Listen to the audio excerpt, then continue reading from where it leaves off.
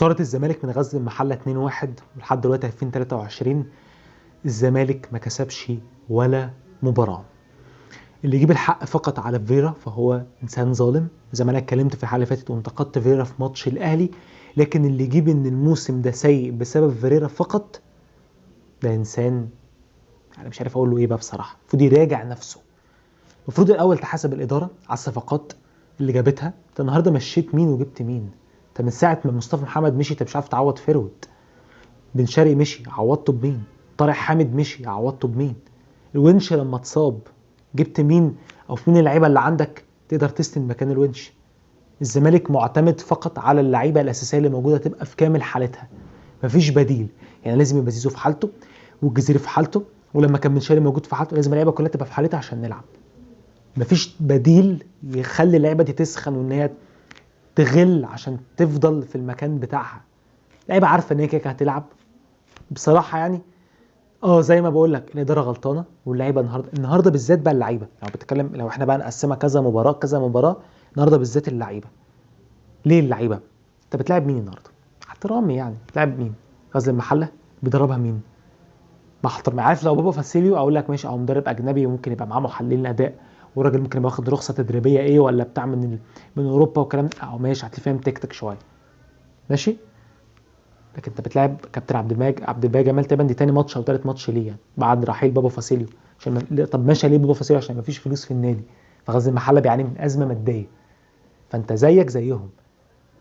الزمالك في ازمه ماديه لكن اللعيبه واخده معاها فلوس كويسه، رغم ان في ازمه ماديه انا عارف، لكن لما غزل المحله بقى لعيبه تعمل ايه؟ ما بتاخدش 1% من لعيبه الزمالك بتاخدها، ولعيبه الزمالك والاهلي وبيراميدز يعني، بس دلوقتي بنتكلم على الزمالك.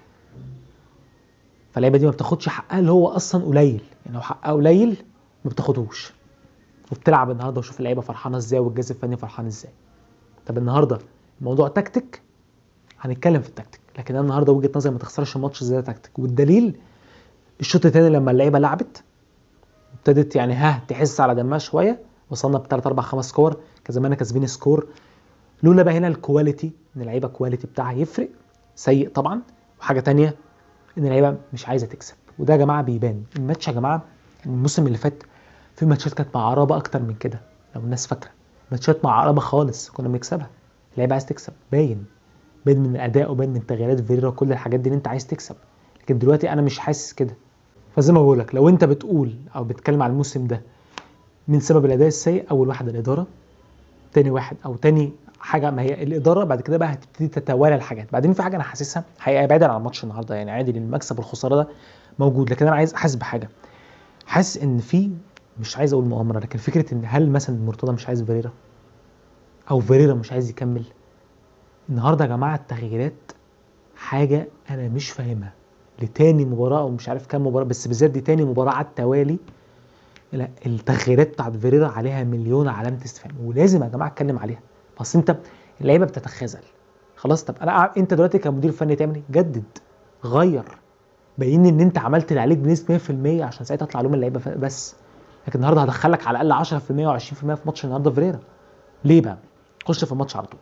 الشوط الاولاني يا جماعه لبسنا جول في الثاني طبعا، لعبنا 3-4-3. المشكله يا جماعه انا مثلا كنت هكتب 3-4-3 دي لما كان المسوسي موجود والونش. هنا ينفع تلعب 3-4-3، لكن وجود الزناري وعبد الغني ما ينفعش تلعب 3-4-3 ده مبدئيا. ماتش النهارده بالذات ما ينفعش تلعب 3-4-3. ماتش النهارده بالذات لان انت ما عندكش اللعيبه المتاحه انها تلعب 3-4-3، وبالذات في ماتش النهارده. لعيبه المحله النهارده بتلعبنا طبعا من العمق، لان المسافه بين الزناري وبين عبد الغني وحسام عبد المجيد الثلاثه السنتر باكات، وطبعا المسافه بين رؤى وامام عاشور لا تدل على ان في اي تمرينه بتتعمل. من الاخر يا اما بقى في تمرينه بتتعمل واللعيبه ما بتنفذش، في الحالتين مصيبه. يعني لو اللعيبه ما بتنفذش يبقى كده وصلنا في نفق مظلم، ولو فيريرا اصلا ما بيعملش تمرينه للوقفه بتاعت اللعيبه دي مصيبه تانية خالص خالص. بس هي حاجه من الحاجتين ما لهمش تالت، يا اما اللعيبه هي اللي مش عايزه تنفذ، يا اما فيريرا ما بيعملش حاجه في التمرين. ايه بقى المعلومه؟ ما عنديش معلومه، انا بقول لك انا متاكد يا دي ملهاش تالت اصلي.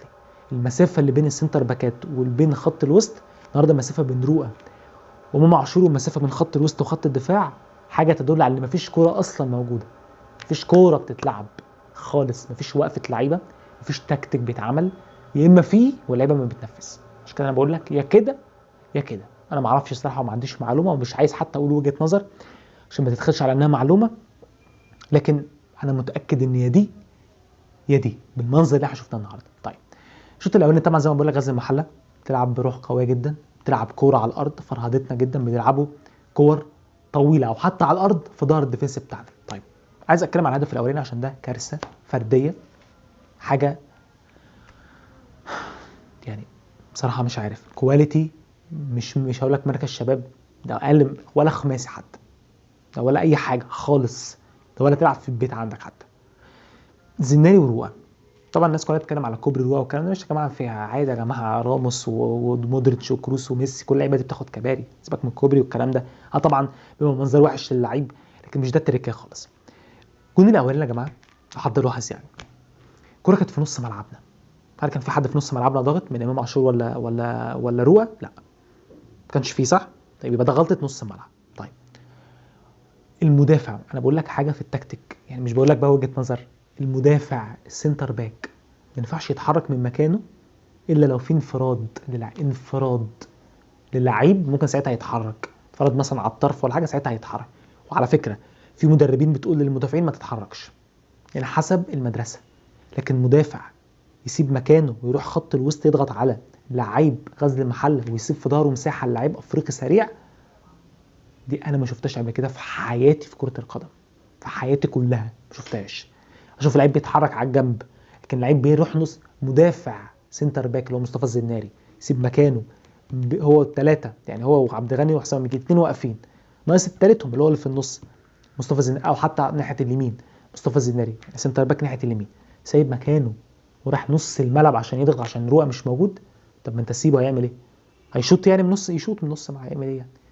انت لما سبت مكانك اللعيب بتاع غزل المحله الافريقي اتحرك في ظهرك المساحه اللي انت سايبها، راح انفرد بسبب المساحه. من الاول ممكن نقول غلطه نص الملعب، لكن انت مالك تسيب مكانك ليه وتروح نص الملعب ليه؟ دي حاجه فرديه. هنا انت لعيب، هنا لو كان واقف مكانه ولا كان يعمل اي حاجه نهائي. نهائي نفس الكره تيبيكال الجون الثاني بتاع المحله بالظبط، عد الولد ده كوبري رؤى عدى منه، الزناري بيعمل ايه؟ بيجري لسه برضه بيجري ورا الكوره، دي مأساة. المدافع برضه واقف في مكان غلط، دي مأساة. مبدئيا واقف برضه في مكان بعيد تماما عن عبد الغني وحسام المجيد تماما. وبرضه الولد عدى في ظهره، احمد الشيخ عمل السرور للعيب، عدى في ظهره، اسمه احمد الندري باين او البدري حاجه كده مش فاكر اسمه ايه. احمد الشيخ عمل له سرور عالمي في ظهر برضه الزناري، نفس المكان في ظهر الزناري، اتلعبت في ظهره انفراد، جول. يعني لعيب بخطأ فردي لبسك جونين. رؤى يشيل، لكن انا شايف ان زيناري يشيل 90 او 80% من الهدفين، ده وجهة نظري الشخصيه. مفيش مدافع في العالم بيعمل كده، ما شفتهاش دي. ممكن المدافع يطلع يزيد في الكور الثابته والكلام ده حوار تاني خالص، لكن المدافع يسيب منطقته الديفنس ويطلع يضغط في خط الوسط عشان خط الوسط بتاعه مش واقف. طب ما تسيب اللعيب، هيعمل ايه؟ الكلام ده لو ميسي او دي بروين او الكلام ده اقول لك طبعا لا، ولا حتى دول حتى مش هتضغط عليهم، ان انت لو ضغطت عليهم هيعدوا، هيلموك ويعدوا. انت مفيش حاله تصدق يعني، حتى ضربت مثال غلط، مفيش حاله تخليك تطلع من مكانك خالص الا على الطرف. انا لو كرة على الطرف تطلع تتحرك، لكن تطلع من الديفنس نص الملعب عشان تضغط على اللعيب مش مكانك. ولا حتى انت سبت كده وراك فدادين ارض، فلعيب لبسك هدفين. طيب هل الكرة يا جماعه الماتش الكرة قد ايه يا جماعه؟ معلش انا لازم احدد بس عشان في ناس بتنسى 90 دقيقه، هتقول لي ياه كنت بحسبه 60 دقيقه، لا والله ماتش كرة 90 دقيقه. طب ليه الناس بتحسبه ان هو 20 دقيقه يا جماعه؟ يعني ليه بعد ال 20 دقيقه دي خلاص كده يا جماعه الزناري خسرنا مباراه ليه؟ ده اوهام الفشل. اولها كده لعيب خطأ فردي، خطأين. هل صح ان فيرا يطلعه؟ صح مليون في المية. كان هيلبسك اهداف تانية، كان ممكن يلبسك اهداف تانية، بينالتي مش في حالته خالص خالص. فهل ده قرار صح انه يطلعه؟ صح. ينزل مين؟ دونجا، انت خسرت 2-0. على فكره الزمالك لو كان جاب جون الشوط الاولاني انا راهن على مليون جنيه كان الزمالك هيرجع للمباراه. كنت طلعته ونزلت دونجا، بقيت بتلعب بثلاثه خط وسط، امام عاشور وعمرو السيسي، سوري امام عاشور ورؤى ودونجا. طب وبعدين كده ما كنتش تطلعه بقى، كده انت كنت تسيبه زي ما هو، الشوط الثاني بين الشوطين تطلعه، ما عنديش مشكله خالص. كده طلعته، المفروض تنزل لعيب قدام. انت خلاص خسران 2-0 مش فارقه. خلاص 2-0 زي 5-0، والله العظيم 2-0 زي 10-0 مش فارقه. سيبك من النهارده 2-1، النهارده خلص 2-1، لكن الشوط الاولاني كان 2-0 زي مليون صفر مش فارقه. هتخسر ال3 بونت خلاص. النهارده الزمالك مركز خامس تقريبا. مش عارف الصراحه يعني. النهارده انا حسيت ان فيريرا بتغييراته مش عايز يكسب. انا عارف ان اللعيبه هي السبب في الخساره، عشان بس ما حدش يدخلني في مواضيع. بنسبه 80% تقريبا اللعيبه السبب في الخساره. كان في 20% كان ممكن فيريرا على الاقل يقول للعيبه ها يعني هقعدكم كلكم، او حتى اقول انا عملت اللي عليا، واللعيبه كده دي 100% اللعيبه سبب الخساره. وزي ما قلت لك اللعيبه تشيل بنسبه 80 او حتى 90%، لكن فيريرا كان ممكن يرمي الفوطه تماما، ومحدش النهارده يقدر يقول ربع كلمه. لكن الصراحه ما ينفعش اشوف حاجه غلط وما اقولهاش. تغييرات حتى الشوط الثاني يا جماعه بدري، نزل سامسون ويوسف اسامه نبيه بدري، او حتى واحد منهم بدري. النهارده مصطفى شلبي بيحنكش بالكوره، بيحنكش بالكوره. يوسف اسامه نبيه نزل يتحرك الدنيا شويه، حرك الدنيا. عارف والمصحف عارف ان الكواليتي ضعيف، لكن انت مش بتلعب ريال مدريد. الكواليتي ضعيف يا جماعه لما لعب الاهلي وبيراميدز اقول كده ماشي، لكن لاعب محله والفرقه دي يقول له الكواليتي ضعيفه يا جماعه، يبقى كده اللي بيقول كده ده بيضحك على الناس، او ليه اغراض تانية بقى، عايز يهاجم اي حد وخلاص. لا الكواليتي ضعيف معاك، لكن مش قدام المحله بالذات، قدام فرقه تانية، قدام اسوان يا سيدي على الاقل ماشي. قدام في فرق كده يا جماعه لا مفيش حاجه اسمها تقول لي الكواليتي، ما انت كسبان بنفس الكواليتي ده ب 50,000 ماتش عادي. في حاجه مش طبيعيه في الفرقه. هل فيريرا بقول لك عايز يمشي؟ هل الاداره، انا متاكد ان اكيد مرتضى، طبعا مرتضى بعد اللي عمله طبعا يعني، طبعا الماساه اللي عملها بتاعت فتوح دي ماساه يا جماعه، ماساه مش هزار والله، دي ماساه اللي عمله فتوح. هو عبد الرحمن كشري نزلوا ستوريز ويا رب معانا ومش عارف ايه والكلام، ماساه. فهل اللعيبه مش طايقه الاداره، ولا مش طايقه فيريرا، ولا فيريرا هو اللي مش طايق الاثنين؟ في حاجه انا ما عنديش معلومه، لكن الواضح لجميع ان في حاجه.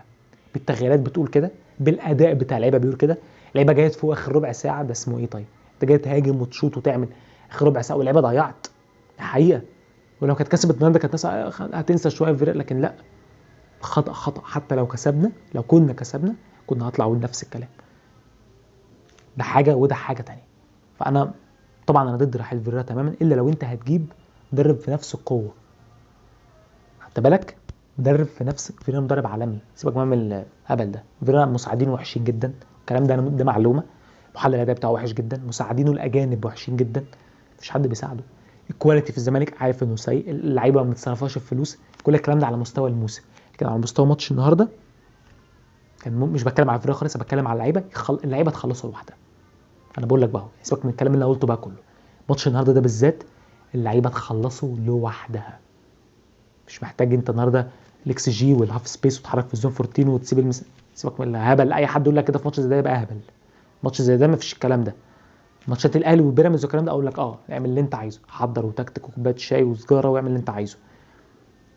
لكن ماتش زي ده اعتقد انت محتاج لعيبه بس، رجاله نازله عايزين يكسبوا بس، مش محتاج اي حاجه تانية. لكن انا شفت النهارده الكلام ده؟ اكيد ما شفتش الكلام ده. فطبعا خساره مستحقه لنادي الزمالك. هارد لك لجمهور نادي الزمالك. مش عارف اقول ايه الحقيقه، يعني الحقيقه مش عارف اقول ايه. لكن ماتش سيء جدا، وربنا يستر يا رب الادارات فوق وتجيب على الاقل لعيب او 2 لعيبه سوبر على الاقل. على الاقل فرود، طب خط وسط، مدافع، اي لعيب سوبر او 2 لعيبه سوبر ينقذوا الفرقه. بس يا عم ما تجيبش 50 لعيبه، هات 2 لعيبه بس يسندوا الدنيا شويه. اما كده هيبقى موسم كارثي على نادي الزمالك. واتمنى لو فيريرا مشي ما حدش يجيب مدرب مصري، يا اما تجيب مدرب عالمي، يا اما خلي فيريرا مدرب كويس، لكن شوف المساعدين بتوعه ينظموا. السلام عليكم.